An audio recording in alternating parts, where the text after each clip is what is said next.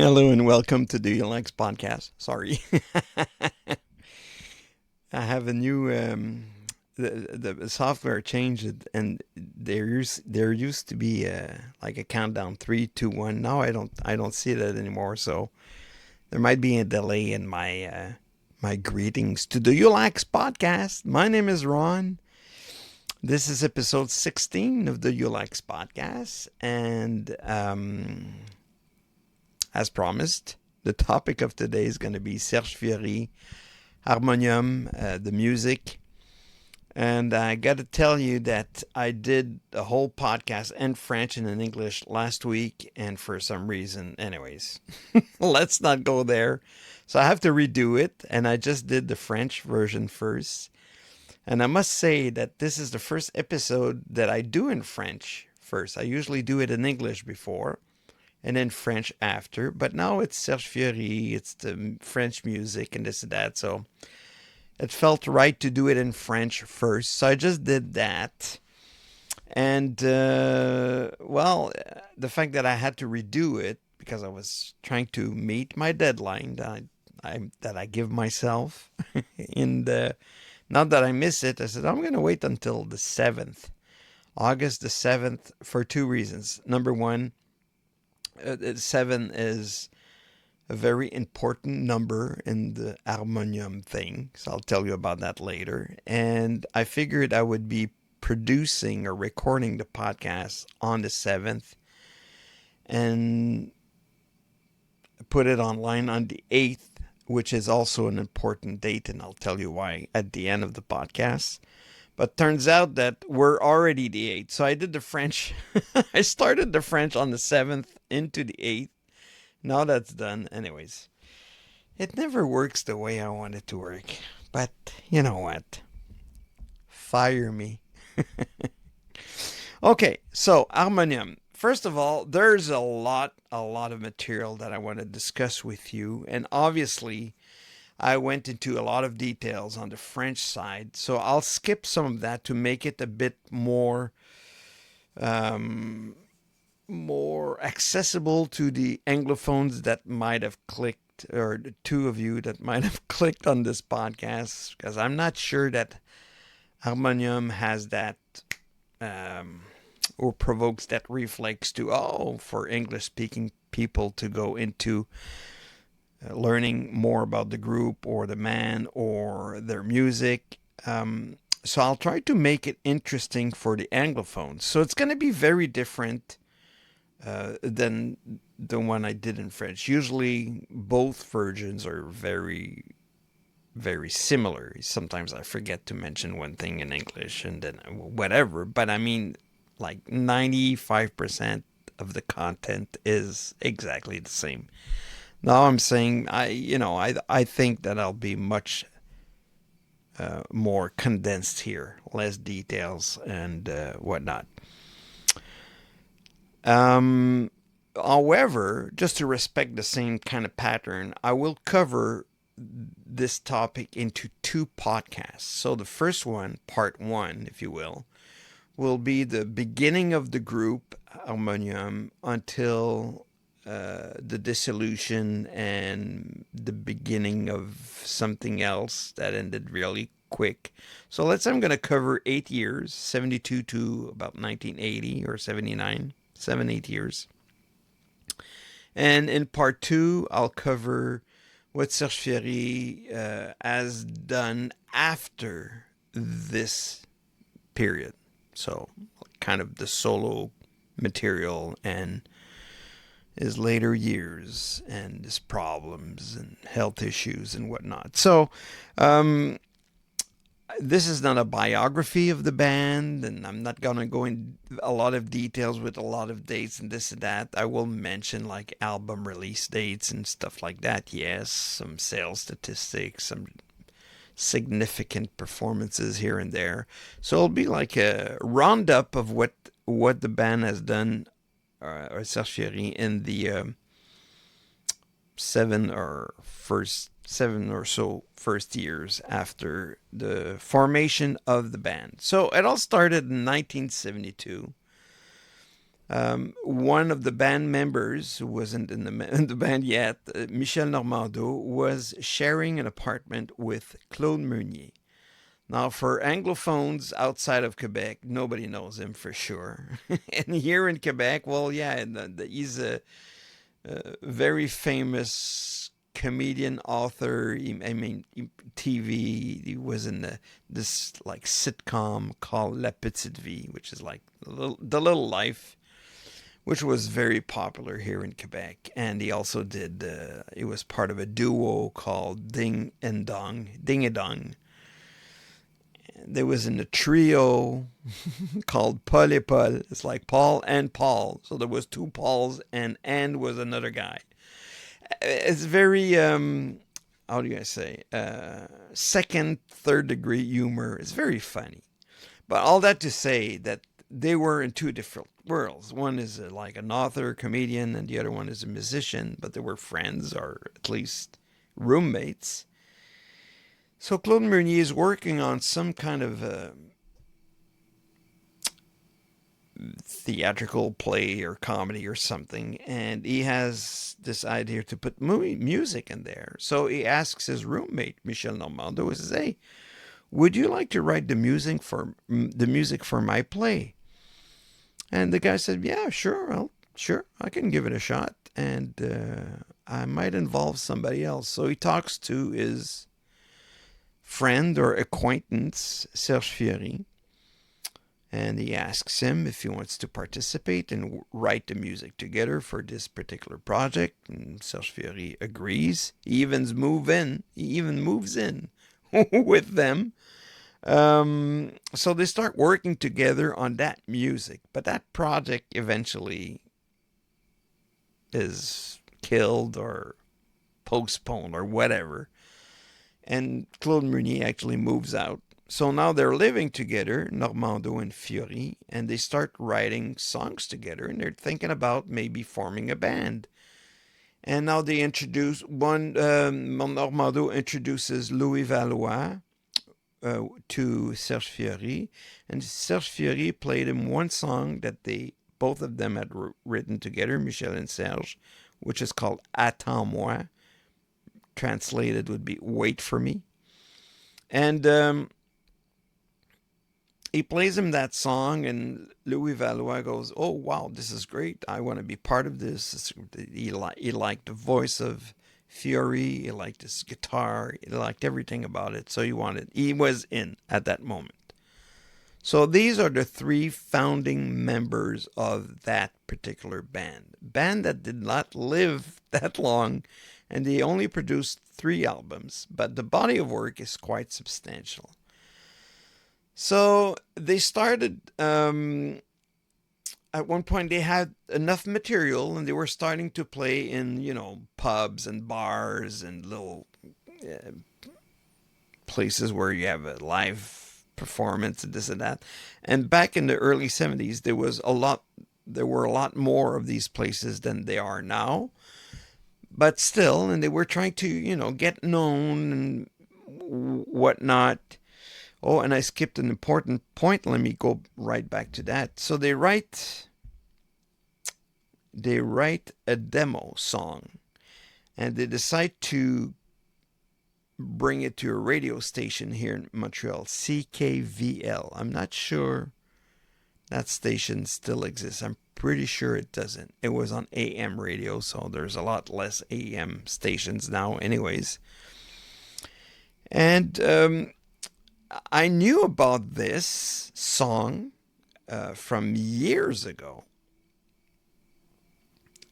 but I couldn't find it anywhere. So before doing this podcast, the last couple of weeks, I've been trying to find it because, anyways, I did find it, and I'm going to play it for you right now. I'm going to get my little speaker here. My YULLAX speaker. So have a listen.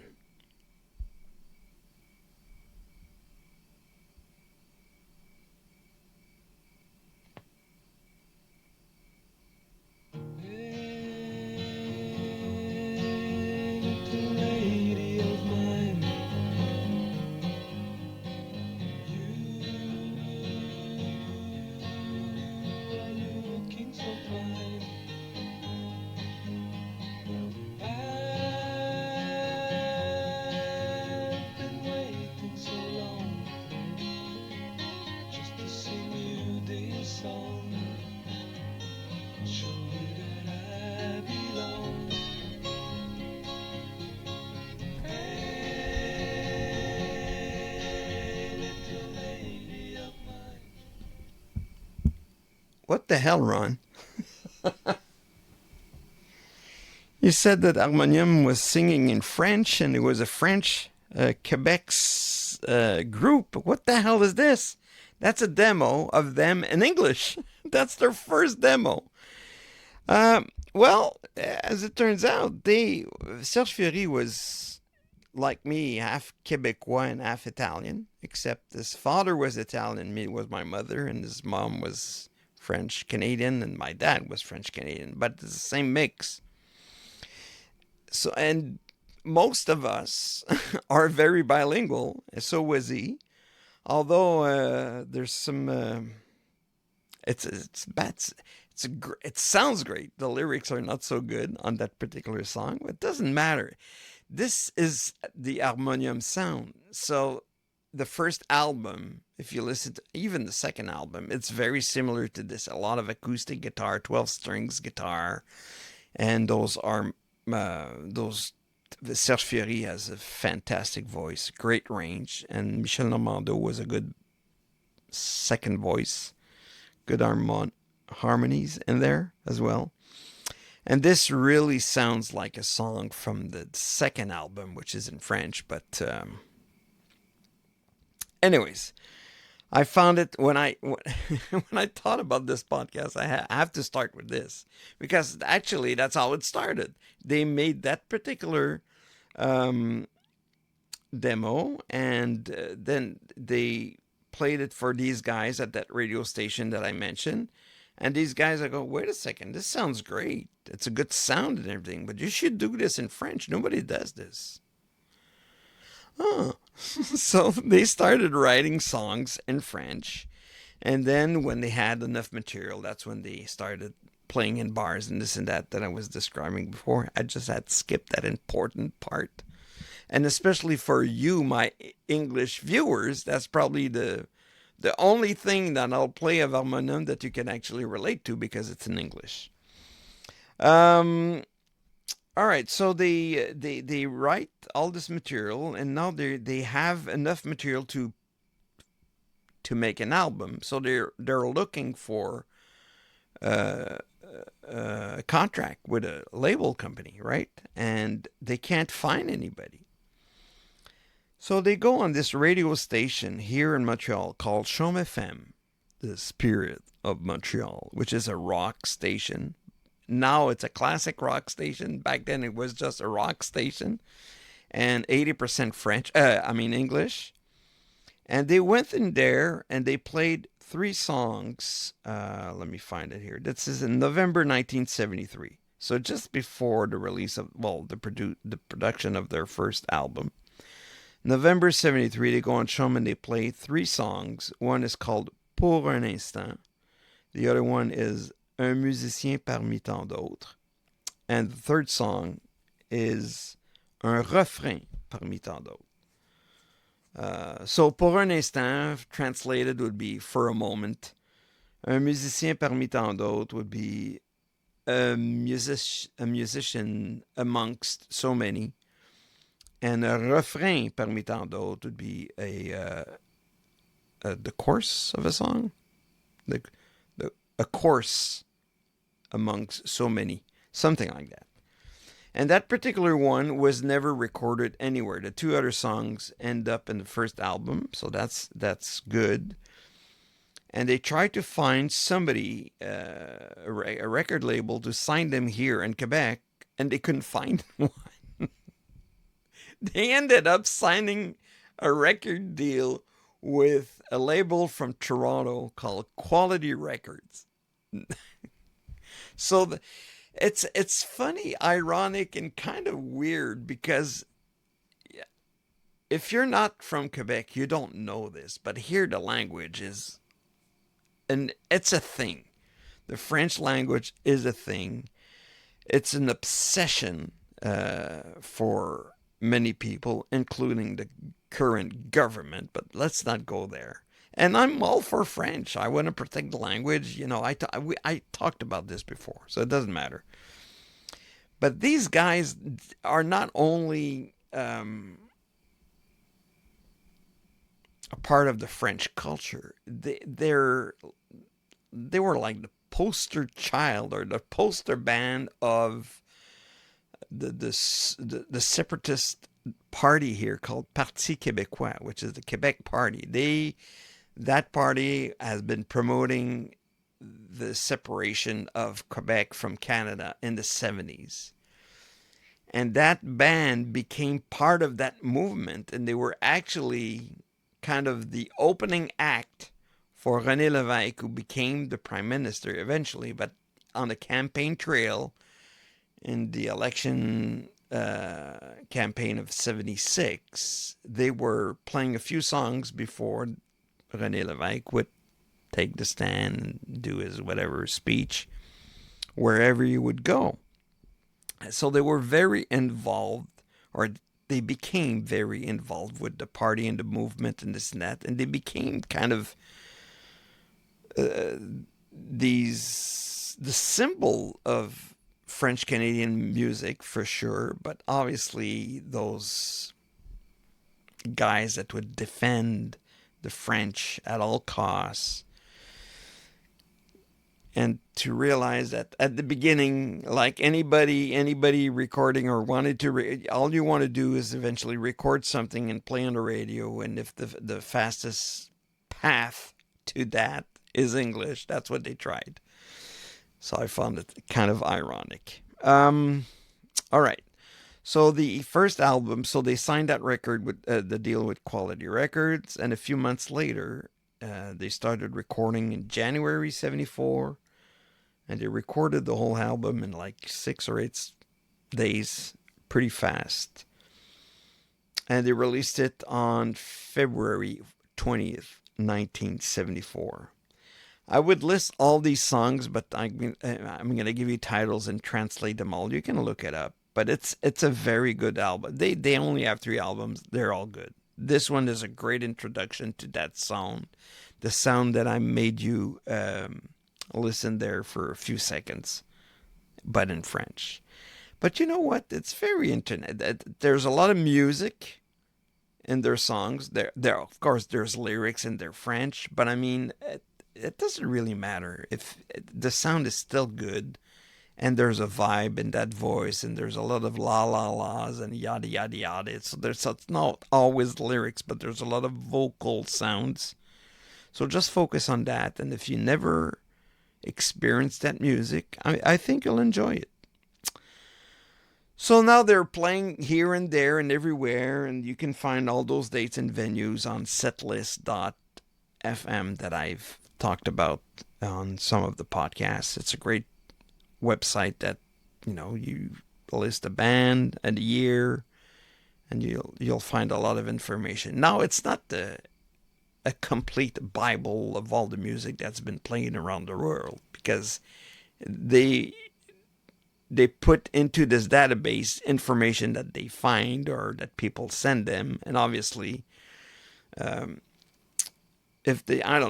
what are we, August 8th, so if I play music on August 8th and there's somebody that mentions it, and then the 10th it's mentioned as well, but nobody tells them about the 9th, it won't be there. But the 8th and the 10th, if they're listed, they're actual venues and dates that they played. It doesn't interest most people. It's the kind of thing that I look into because I'm kind of a weird guy. All right, second album, not too long after, 14 months. So first album February 74, second album April of 75.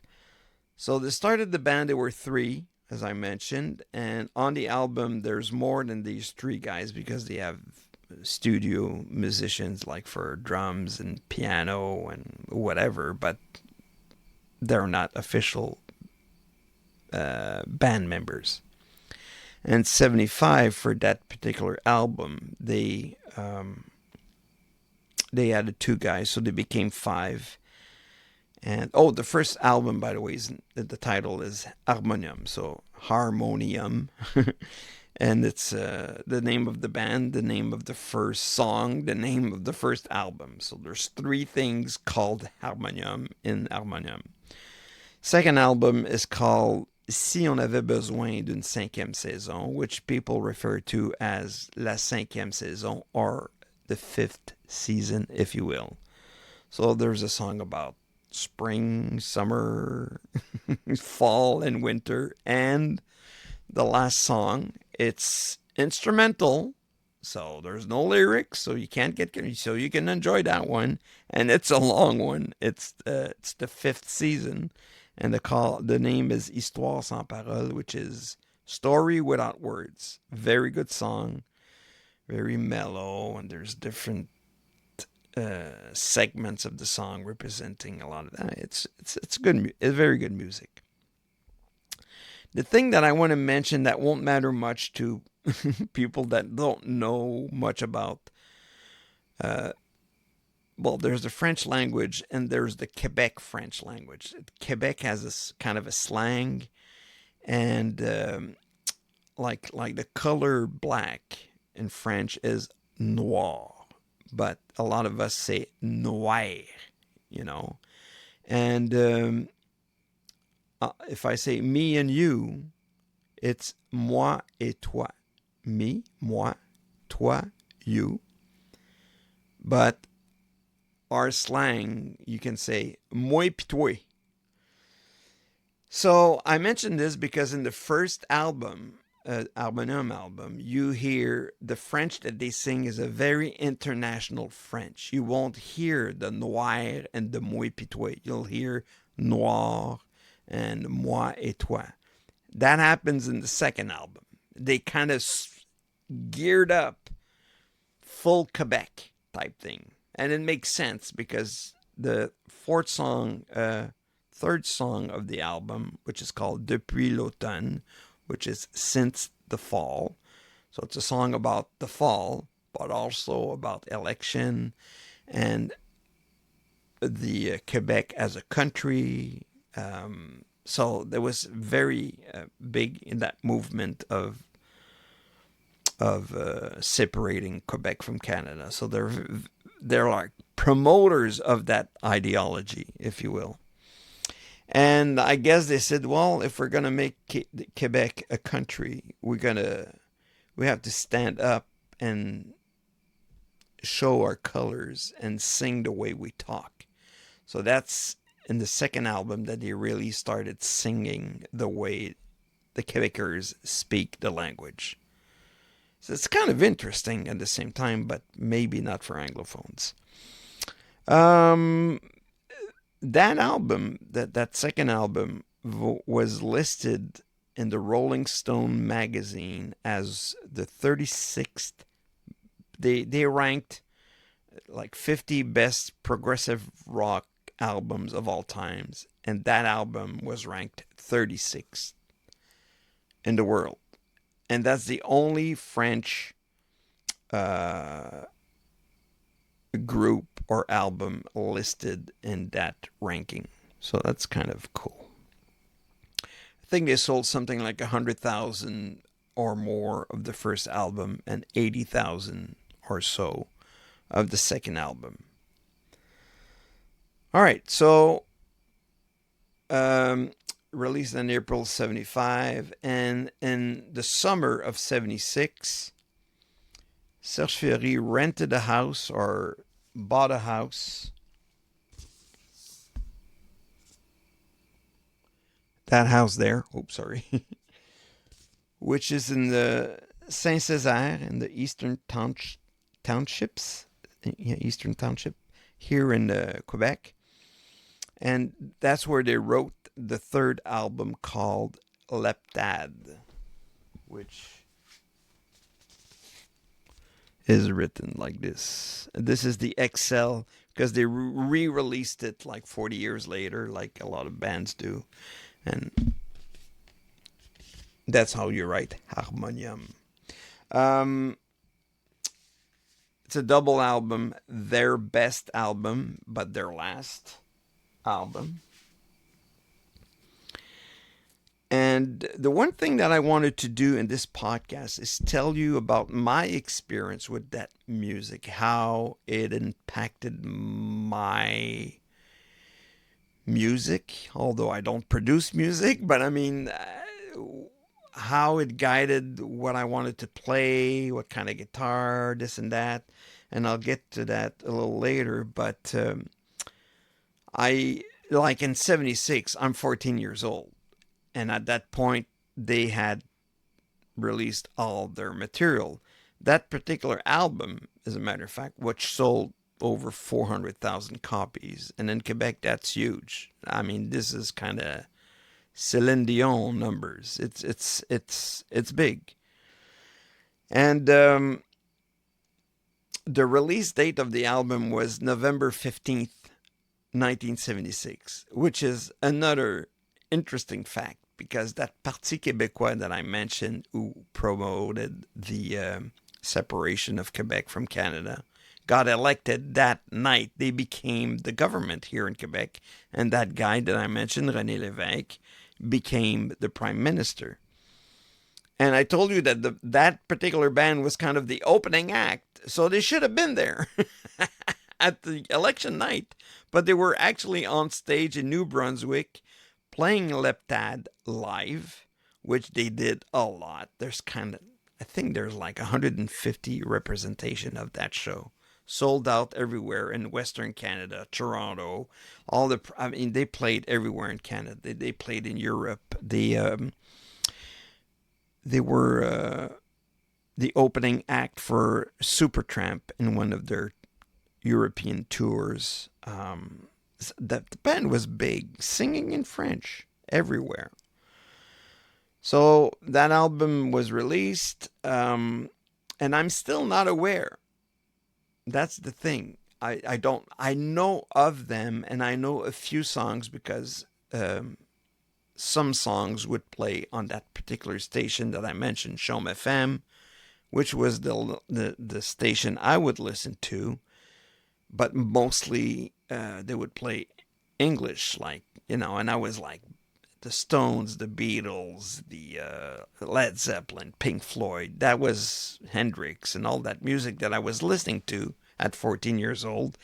And I couldn't care less, to be honest, at that moment about French Canadian music. I couldn't care less. I was not there.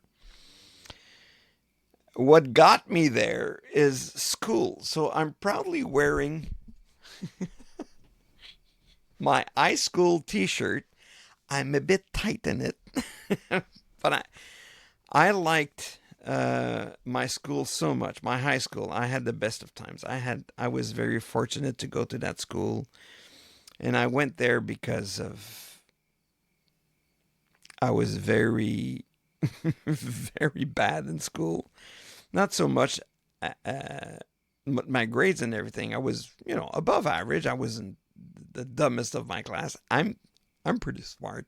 I was okay, and with the grades and everything, but I was very, I don't know how to say it, but I used to be ejected from classrooms all the time because I was, trying to make people laugh. I was disturbing everybody. It was very loud, so I would get ejected from the classroom daily. They would call my mother every other day and say, "Your son did this, your son did that." She didn't know what to do with me. And the obviously you go from elementary school or grade school and eventually to high school. And the high school I would have went to, the high school in which my sister was, she's 3 years older than me, was in the news all the time. At that time, there was drugs, there were the police. They made the front page of the newspaper often. And my parents says, if we send that kid there with the way he's not serious about school, he's gonna go into drugs and this and that. We're gonna fuck him up or lose him. He's too weak to go to a place like that. My sister was kind of an angel, so she wasn't an issue, but I was, and I wasn't the only one. A lot of my friends who had older brothers or sisters that went to that school, that at my level, we all went to a private school, private high school. Mine was Collège de Montréal. So, and the first year was terrible. No girls. Well, I had there was no girls at that time in that school ever. So, girls appeared in the '90s, but I was long gone. I didn't know anybody except for one guy that used to be at the same grade school that I was going to, but it was not I wouldn't hang out with him, was not my friend per se, but it was just like an acquaintance from the same grade school. So he doesn't know anybody else than me, and I don't know anybody else than him. So yes, we did become friends for a while until we met better. I don't know. Or, anyways. So that first year was terrible for me. And it's a school that's, there's a lot of priests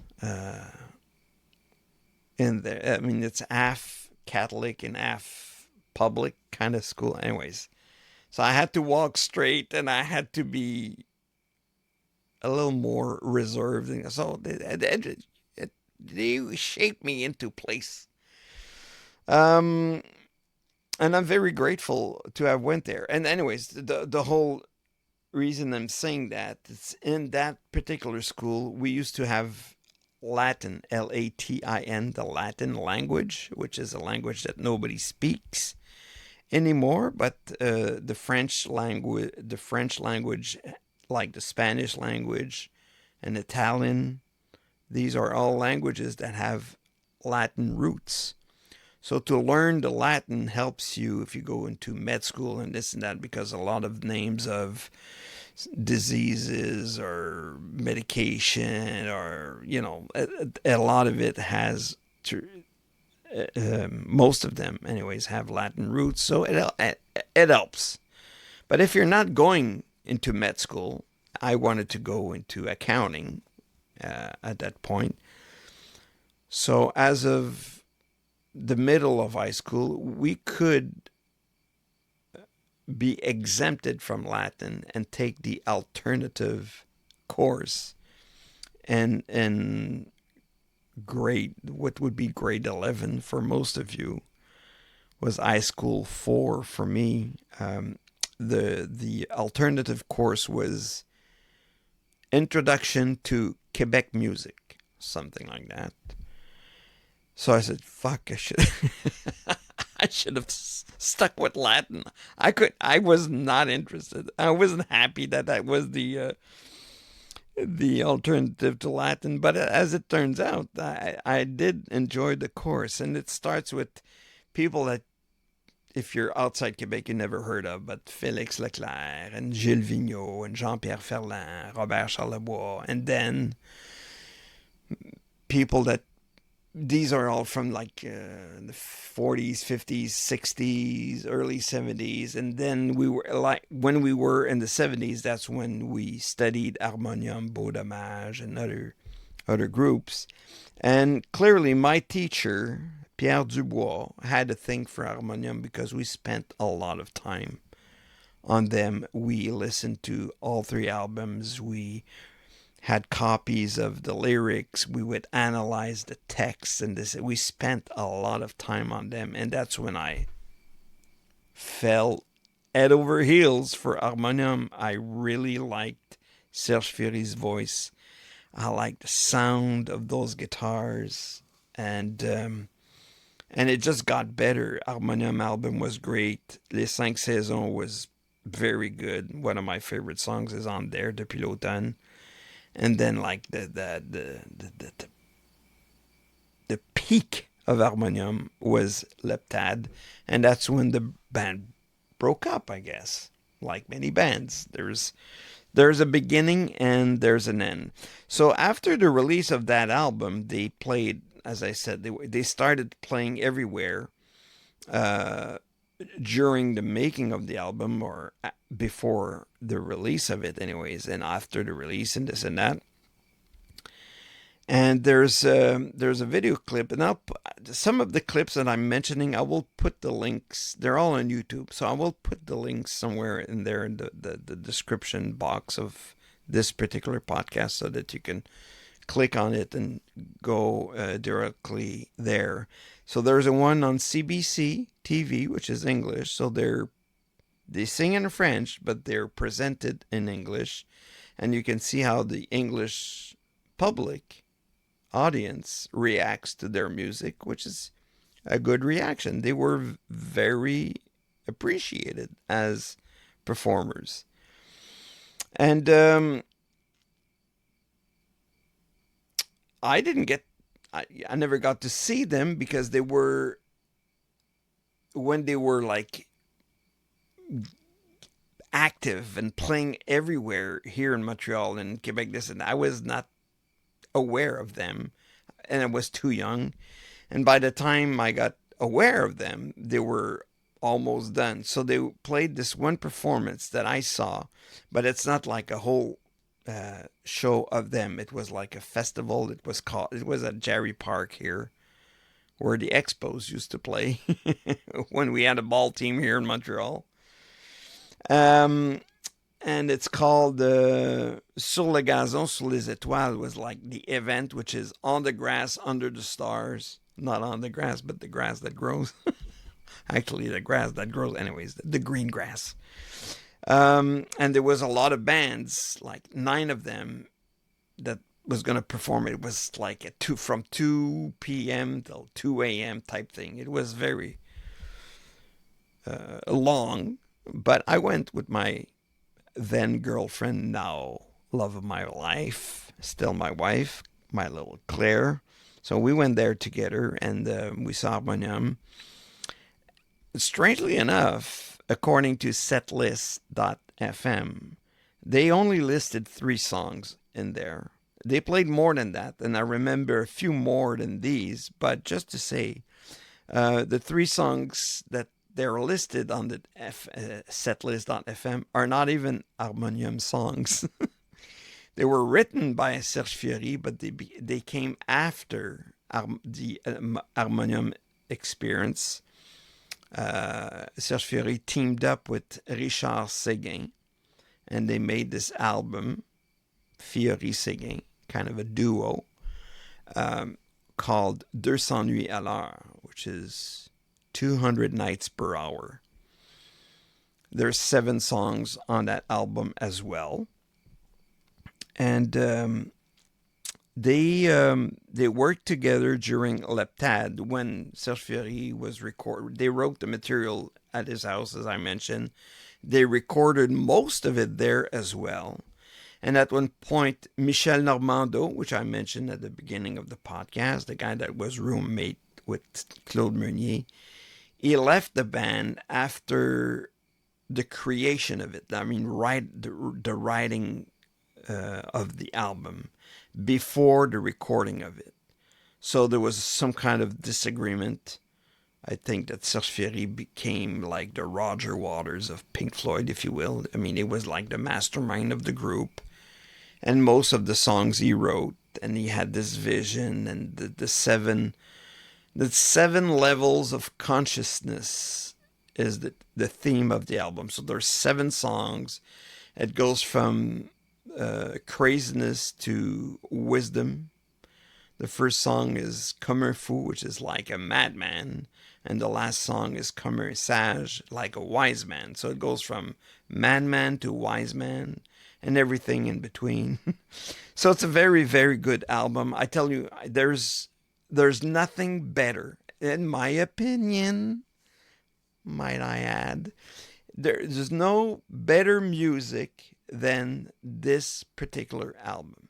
There is as good music, but I give this a 10, like I give a 10 to The Wall or any Pink Floyd album or Hotel California of the Eagles or, Slippery, whatever. So there's as good as this, but this is as good as all the others. It's not better. It's just as good. It's top level. It's complex. It's the texts are researched and everything. There's a lot of time that went into conceiving this album. There's orchestras, there's a lot of sound, a lot of instruments, a lot of back vocals, a lot of in between songs. There's a segment. Sometimes you listen to it from top to bottom, and sometimes you see a movie in your head, and you feel like it's the soundtrack of a movie or of a Broadway play. And I mean, it's a concept. It's anyways. I couldn't. You can't find better, as I said. And it's not an album that you should listen just one song here and there. You can do that once you know it, but it's good to. It's kind of a The Wall or Dark Side of the Moon. That, I mean, listening it from top to bottom, there's kind of a build up. There's a relationship between. I mean, it's up there. So I finally got to see them that night on September 9th, 1978. And but before that, so between my course at Collège de Montréal and seeing them live, I had to start playing acoustic guitar. So let me give you some background on how I started strumming a guitar. First of all, I had nothing to do. I had no interest for guitar from the get-go. We used to live in a duplex, so we would live above the owner, the landlord, if you will. And me, for Christmas or my birthday or both, I wanted my parents to buy me a drum set or a drum kit. I wanted to play drums, and I was good at it in my head because I never played drums in my life, but I would, air drum. I was so good. I was on the beat, and I knew when the cymbals and the hi-hats, and I knew it. I just knew I could play drums, which I can't, by the way. But in my mind, I could. And so I asked for this, and my dad says, that's not going to happen because we'll get evicted if you start playing the drums on the top, over the head of the owner of the house. It's not going to happen. He says, how about guitar? You want to play guitar? And I says, I know nothing of guitars. And he says, what do you know about drums? I said, that's a good point. Okay, I'll take the guitar. So they bought me an electric guitar and an amplifier. And they probably regretted it because all you can do with that is make terrible sound because I don't know how to play. So I'm just, they must have went crazy. And I wasn't good at it, and it never went anywhere. I never made a chord. I kind of put it aside and didn't play. When we moved to this other place, it was like a quadruplex, and we were side to side with the owners, which was my uncle and aunt. So that was easy. And they were cool. I could play my music, and they wouldn't complain or anything. I had my room in the basement. I had a good setup, and I had this huge Marshall amp, which I would plug my tape cassette into, and listen to my music. I wouldn't play guitar much anymore. I kind of gave it up. And then this came, and Harmonium, and I said, oh shit, acoustic guitar, that's what I want to play. So I go to this music store near my house called Baudry Music, which doesn't exist anymore. It was on Fleury, not too far from St. Hubert where I was. And I'm looking for a guitar. I had a bit of money. I had my first summer job, so I was 16, I guess, 15, 16. And I was just looking at the acoustic guitars, and the salesman says, "Oh, you want to buy an acoustic guitar?" He says, "I'm looking at it, He says, "What kind of music do you listen?" I said, "Well, right now I'm into an harmonium phase. I just discovered this, and I love it, and I like that sound. I love the sound of those guitars." Blah blah blah. He says, "They bought some of their guitars here." I said, no way, what did they buy? And he shows me this 12-string Studio 68 Norman guitar. And I wouldn't even touch it because the price was was nothing that I could afford. I didn't want to tempt myself. Plus, I was intimidated by the 12 strings. Let me remind you, all I can do with a guitar at that point is that's all I can do. Mind you, you can't do that with an acoustic guitar. But I said, well, do you have anything a little less expensive? Maybe with that kind of sound. And he goes, oh yeah, I got a B20. B20 was like the entry level, the, how do you call it? The bud gam, anyways, low end. The low end of that brand, Norman, is a B20. So I looked at it. It was affordable. I got that. But I don't know how to play. I remind you, I keep repeating. So I found this book, which is actually that painting is like the cover of the second album.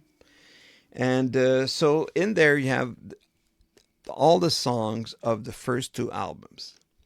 And I looked at this and I said, oh, I can play this, right? Because you have the music that I can't read, but you have these little diagrams here. That you have the strings and the frets, and those little dots is where you should put your fingers to make that particular chord. So I bought that, and I had my guitar, and I'm with my friend Vincent. Ooh, did he have a guitar yet? He eventually bought a B20 like me, but the 12 strings. And so we're trying to play some harmonium, but we don't know how to play. So we tried to use these little diagrams to figure out the songs. The thing is that stupid book is all it's every song, but if you have a piano, let's go. If you have a piano, you can play that music, and you have like the melody and the lyrics and everything into one particular format. And the guitar diagrams above it match the piano that doesn't match the song. Anyways, so 99% of this book was useless to us. And except for maybe Harmonium, which sounded a bit like the song. But the first night we discovered on this particular song called Depuis l'automne, since fall. And at the end of the song, there's this chorus that comes and repeats 6 times. And I'll play you a little, not 6 times, but 1 or 2 times. And it's like 3 or 4 chords. Let's see. I can't even remember. There's this, 2.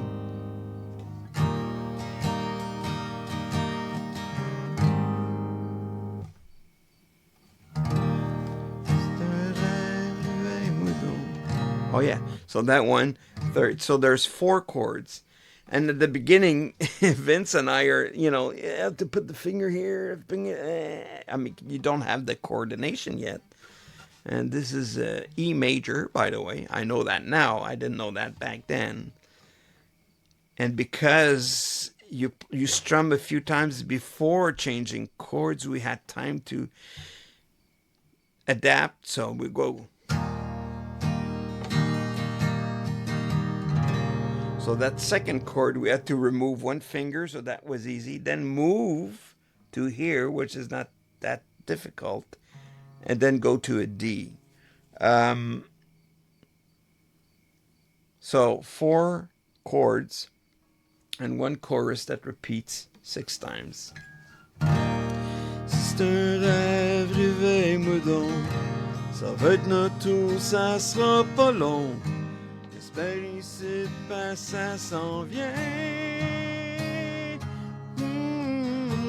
So he plays that 6 times. We played it 6,000 times.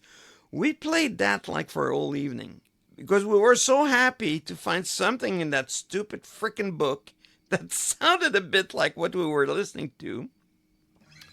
So we got a kick out of that. And that is Norman. That's on my B20. I only had like 3 guitars, the electric one, the B20, and this is a Studio 40, not 68, 40, so it's kind of in between. And it has a cutaway here, which allows you to reach those high notes. So I can't play them, but I can reach them. But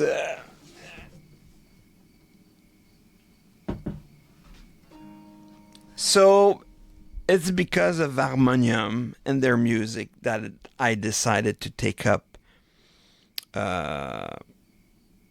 acoustic guitar. And from that, I went back to, I mean, at that time, at the moment, The Wall is not out yet. It's going to come out eventually.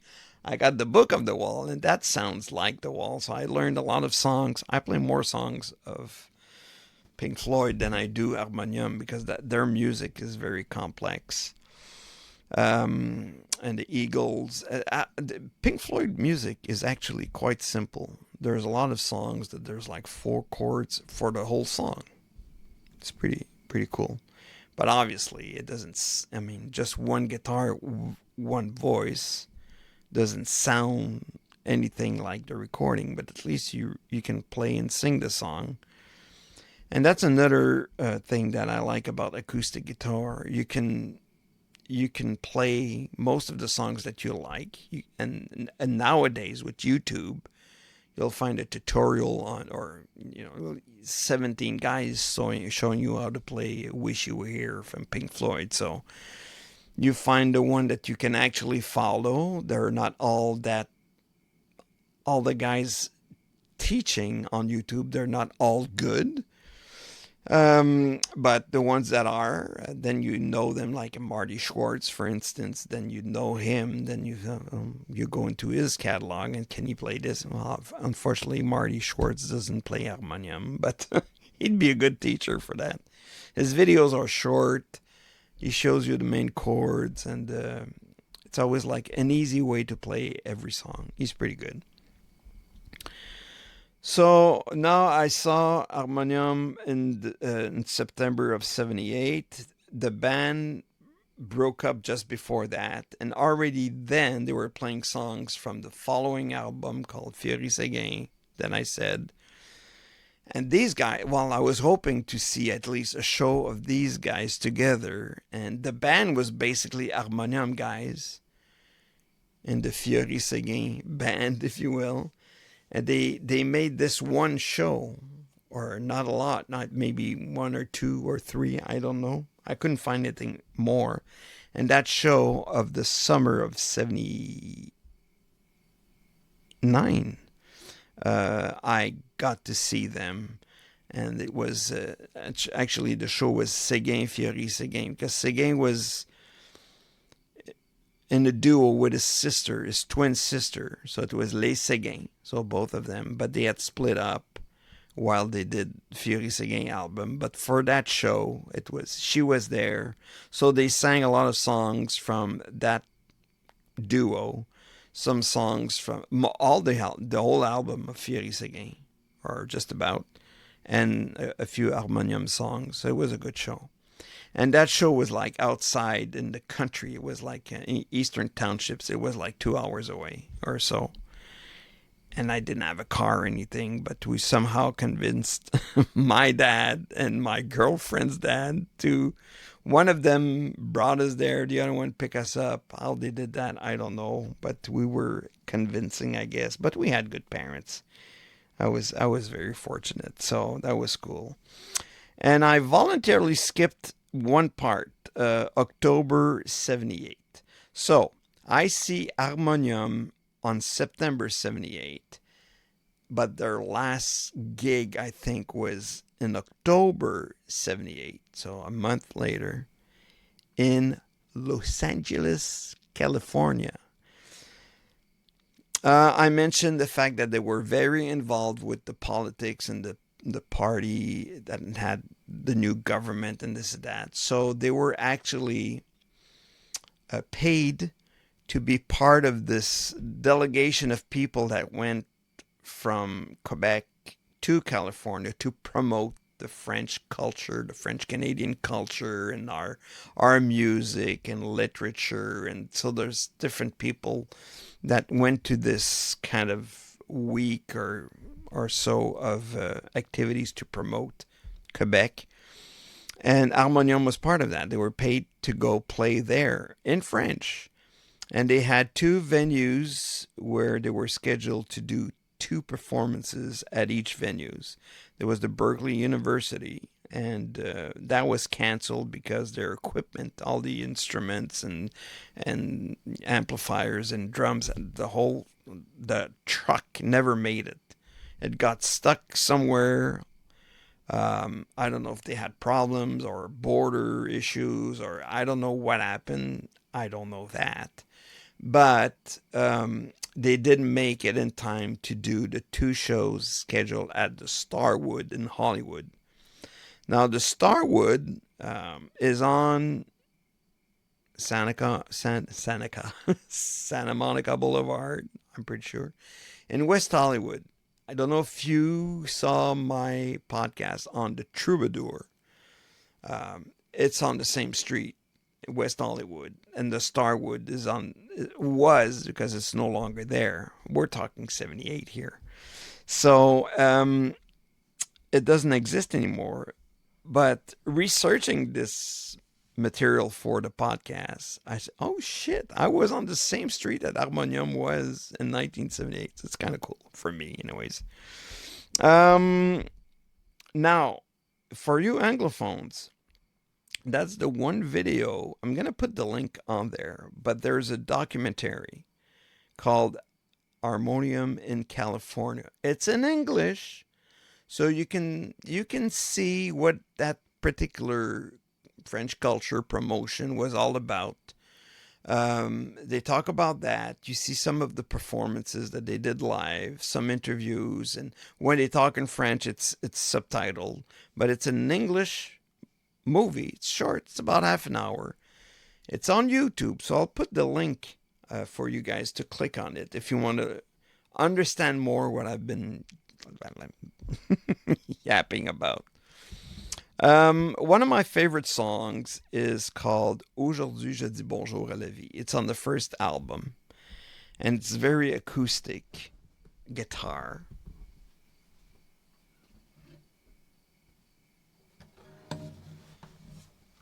And I'm not going to play it. I'm just going to do one thing that you hear at the beginning of the song. There's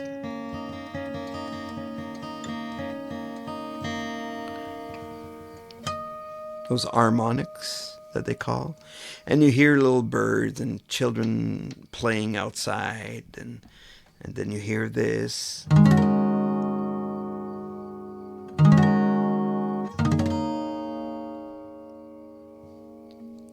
And then it starts, and then they sing and this and that. And the reason why I mention this is that there's Chaume FM again.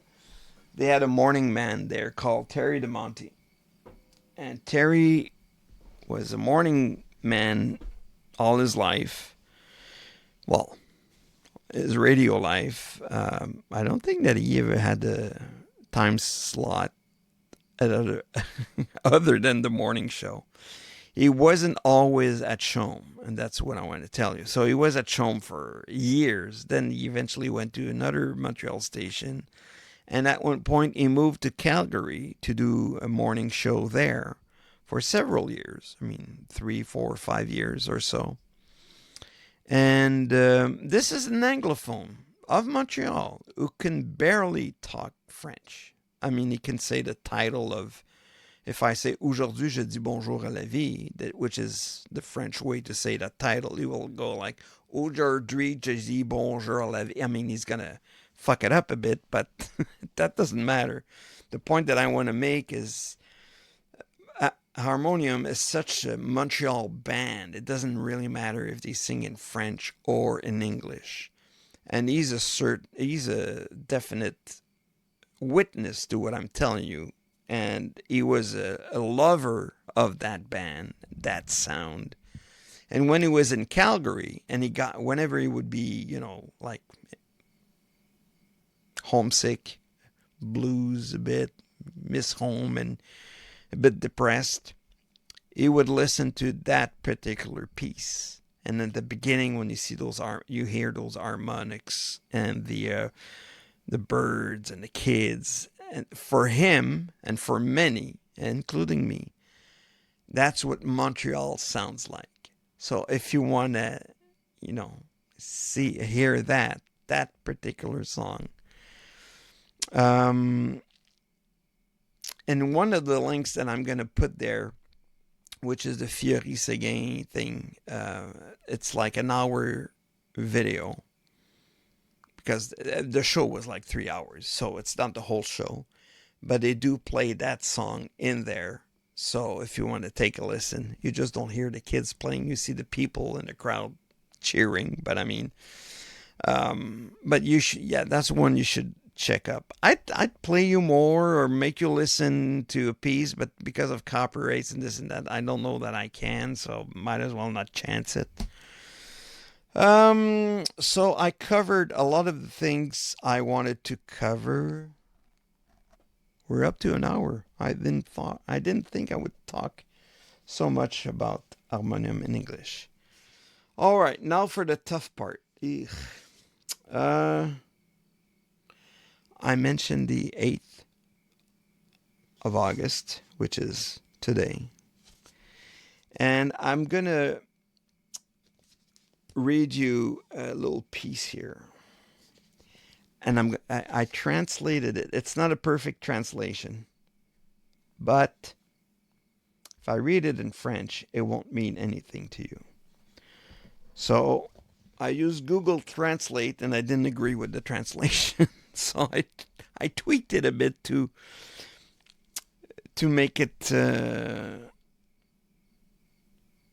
have the same kind of meaning, although I'm not sure about the meaning, but the meaning for me. And I'll tell you why this is important for me. It starts with it's from the song. Let me see here. It's from the song "The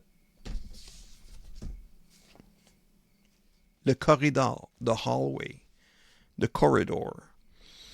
And the songs, the band is mostly guys, but they introduced a girl when they taped that particular album for that particular song.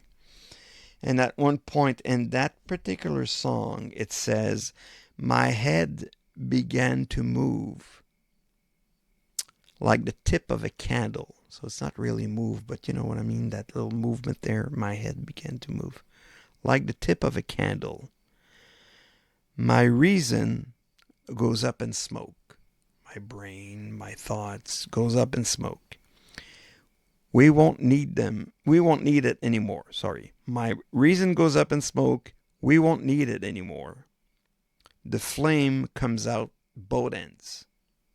Me, I'm burning from head to toe.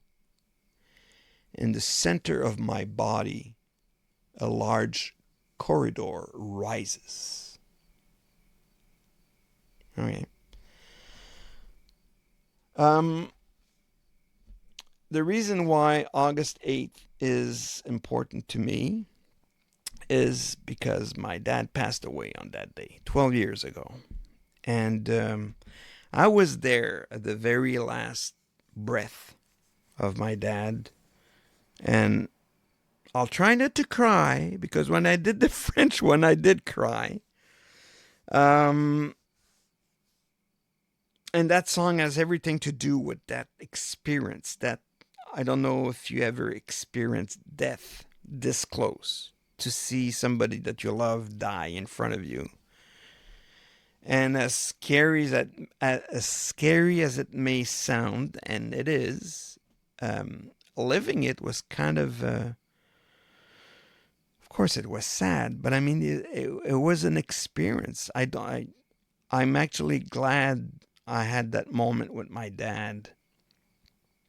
And that song reminds me, or that passage of that song reminds me of that particular moment because I'm holding his hand. And I knew I got there, I was alone. My sister was with him all day. And then I went in for the night shift that we used to call or spend some time with him. And when I got there, I could see that something was happening. My sister had the same feeling, so she kind of knew as well. When I called her, she knew before I told her. But anyways, let's not get ahead of myself. I'm there and I sense and see that it's tick, tick, tick, tick, tick. We're moments away. So I text my wife and she came.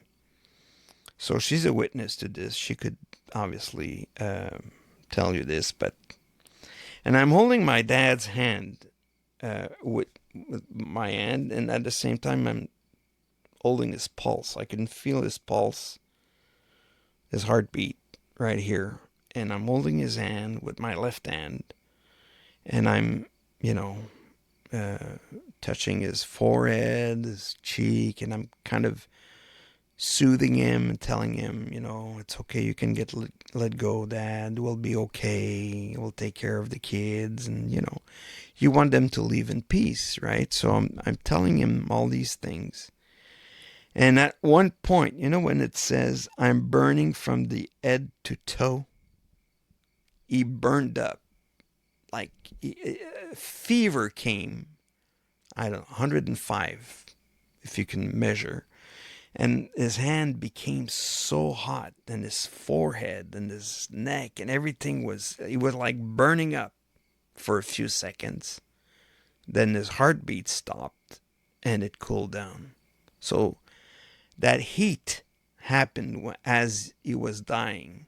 And as it describes here, like a corridor rises inside of you and you kind of exit. That's how I interpret this song. That's why it means so much to me. And not that I believe, by the way, that you rise up and go to heaven. And I do believe that whatever is within you, call it your spirit, your soul, or what, there's something that I think that something is within us that leaves the body when we die, but that is no conscience, obviously, and has no really. I don't think it knows. I don't think you see yourself. I don't believe that, and I'd be more than happy, if we do get to heaven one day, and all my friends and the people that saw these podcasts, see, you were wrong. It's there. I'd love nothing more. I just don't believe in it, but I do believe that something happens. And the fact that he did burn up, there's a physical phenomenon that happens when you die, or when, I guess we all have that. And so that song was played at my dad's funeral, obviously, because of that. And I never really explained this before this podcast. So yeah, there I go. I did it without the tear. I was broke at one point, but it was very moving, and it was 12 years ago today. So as a tribute to Dad, I wanted to do this today, and as a tribute to Harmonium and the leptad, which is lept is the 7, anyways. So I wanted to tape it on the 7th and do it's kind of there. So on the next podcast, it will be more of Serge Fiori's music and life and everything. So we just covered 7 or 8 years. There's 40 years coming.